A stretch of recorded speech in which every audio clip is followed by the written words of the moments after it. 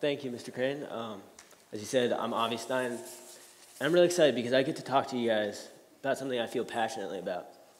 And it's something that I didn't know about just over a year ago. But before I start, I want to tell you about a conversation, imaginary conversation I found while researching for this. I found it on Paul Wheaton's website, and it goes something like this. It's between God and St. Francis. So God starts off by saying, hey, St. Francis, you know everything about nature and gardens and stuff. Tell me, what's going on around those U.S. cities? I planted thistles and violets and dandelions, things all color, and they attracted butterflies and bees and things like that. What's happened to those? I had the perfect no-maintenance garden plan. But now all I see are these green rectangles. What's going on? Tell me. And St. Francis was like, okay, God, it's the tribe that settled there, the suburbanites. They started calling your flowers, they started calling them weeds and replaced them with grass. And God's like, oh, grass. But that's so boring. It's not colorful. It doesn't attract bees or birds. It just attracts worms and grubs. It's so boring, and it's temperamental. If it gets too hot, it dies. If it gets too cold, it dies. Do these suburbanites really want just grass? And St. Francis is like, apparently so, Lord.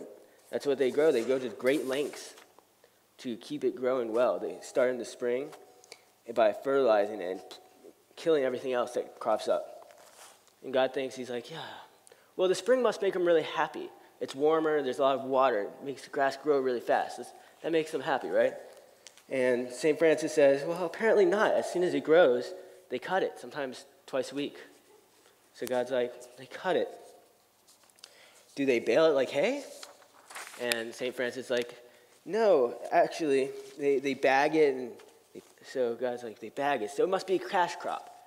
And St. Francis is again like, no, actually they pay people to take it away for them. And so God's just like, wait, let me get this straight. They put all this time and energy into making it grow, and as soon as it grows, they cut it so that they can pay people to take it away. After this conversation continues for a while, and God's like, enough, I've heard enough. St. Catherine, you're the woman of arts and stuff. What movie do we have on for tonight? St. Catherine calls back, Dumb and Dumber, Lord. It's a movie about, and God just cuts her off. No, I've heard the whole thing from St. Francis over here. I really like that story because it really frames the problem of suburban land use. And it shows a opportunity that permaculture could solve this problem. So, excited. So there are a couple questions I want to answer before the end of this.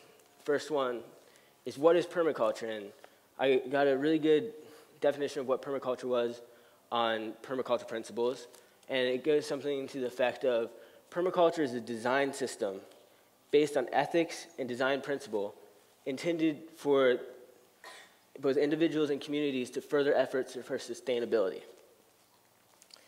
What do I know? Well, I got to intern with a local permaculturist, Seppi Garrett, last year. Why permaculture? Well, for the earth and for our futures. And finally, what do we do now? And, we provide opportunities and we spread the awareness of this. So a simple definition, like how I kind of think of permaculture, is it's an ecological system where each component takes and gives away from local resources. All right, next slide. This is obviously not permaculture. This is what we call monoculture. It's where it's one plant, or it's like one organism species growing in a big row, all together. This is usually seen fields out in west, like with corn or beets and things like that, soybeans. So the thing about this is that they plant them for a while, and it sucks up all the nutrition from the ground. And eventually they have to rotate the crops and maybe put in lettuce or something. And because the ground at that point has been sucked dry of all the nutrients that supports the plant growing. It literally can't grow there anymore. Now, Monoculture contrasts directly with permaculture. Permaculture tries to create a system that encourages, like, each part, like I said earlier, helps the other one grow. This is a local suburban household. Its backyard has been, like, retrofitted to a permacultural garden. And as you'll notice, there are, like, corn and beets and lettuce, tomatoes, like other herbs, and just all growing together. And this actually contributes to the household economy. It gives, and it doesn't need to be replaced a lot.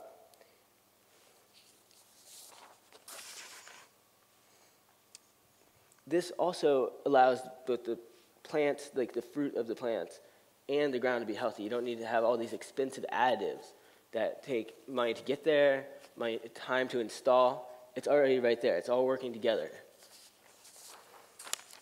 Next slide. So what do I know? Well, I'm going to just tell you a little bit about like how I got involved with this, how I learned about this. And started off right before my junior year of high school. I was very interested in doing agriculture, studying agriculture in college. I thought it would be my major and I'd have that as a career. And through a series of events, I was lucky enough to, arrange an internship where I received academic credit for working with a permaculturalist. I thought I was just I thought I was learning about edible landscape, and I had kind of a different view of what I was learning about. So, and once I realized kind of what I was getting myself into, I thought I'd bitten off more than I could chew. Those are actually vegetables I grew in my backyard. I have a garden back there, and they were delicious. So over that year, Seppi and I, we went about changing his backyard. It was, an average-sized backyard, just full of grass. And over the year, we dug swales, which are little rivets in the ground to catch rainwater, and we planted all these plants. And he does also box gardening, which is like really efficient way of planting things. And along with the permaculture is really nice because you don't need to replace it a lot. It grows by itself. And by the end of the year, it looks something like this. And as far as aesthetics, I think it's really pleasing. If I was a little kid, I'd love to just run through that. I feel like I was in the jungle. Now, over that year, he taught me a lot. Every time that he had a chance, he would point out how this worked with that, and it all contributed to the whole. So by the end of the year, I had firsthand knowledge of permaculture, both in theory and in action.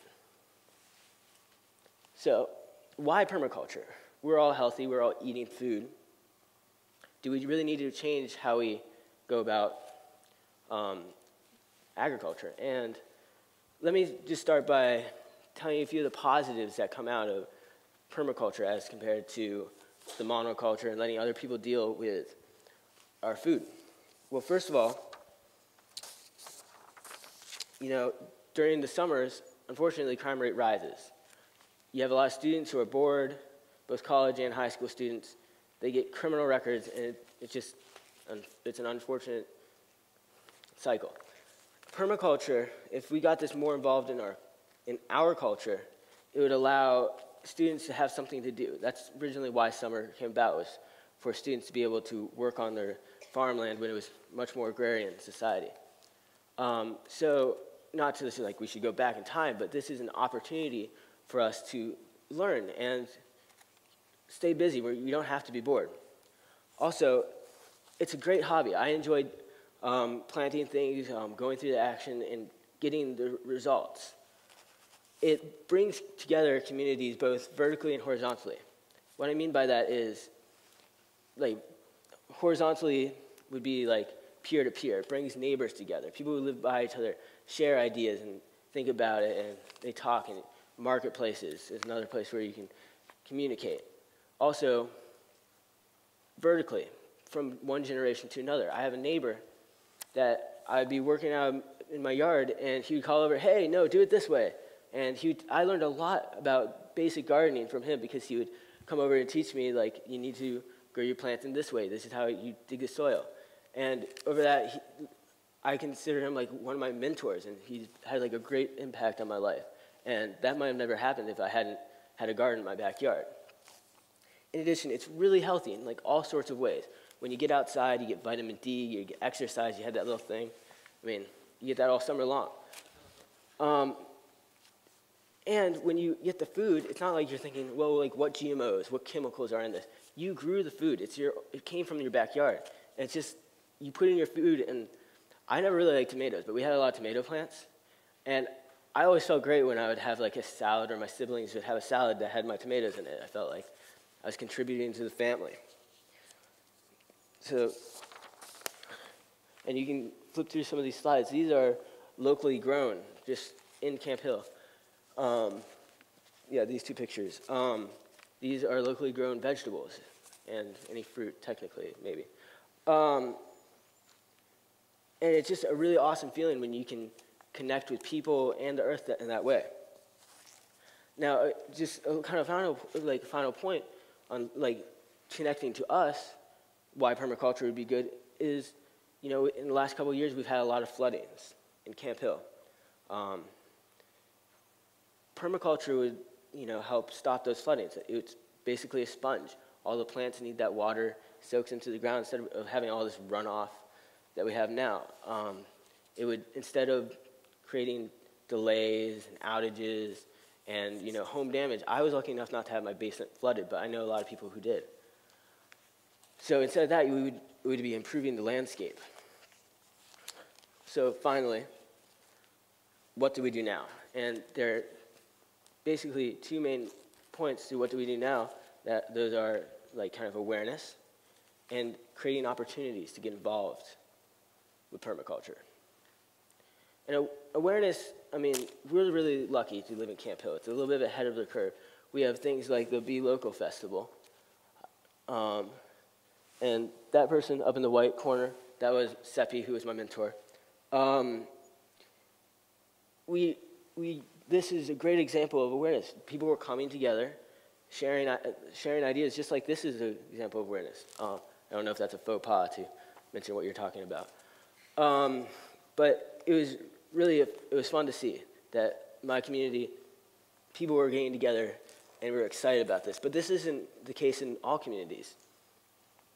A lot of communities, you know, they just go to work and come back home. And, you know, that's pretty sad. And I was really excited about this, but this needs to happen more often, even in our community. In a second way, this is a symbol of hope. But in a second way that we can work with this is the opportunities. And going on a slight tangent, the basis of civilization is kind of based on agriculture as a whole. Only when we started planting things and growing them did we have enough time to study other things like philosophy, math, science, art. And it was then that we started academia. So really the founding science of all academia and everything that we enjoy as a civilization is agriculture, and that's been forgotten in a lot of schools. And I would suggest that schools should have a class on agriculture, permaculture, where we learn about how the earth works with how we work with the earth, and provide opportunities to do internships where I learned just so much, and I got to work outside. That was another great feeling. I got to feel active. That's the next step. And if there's anything that you guys should take away from this, is the kind of idea of what agriculture is and where it's going. Thank you very much.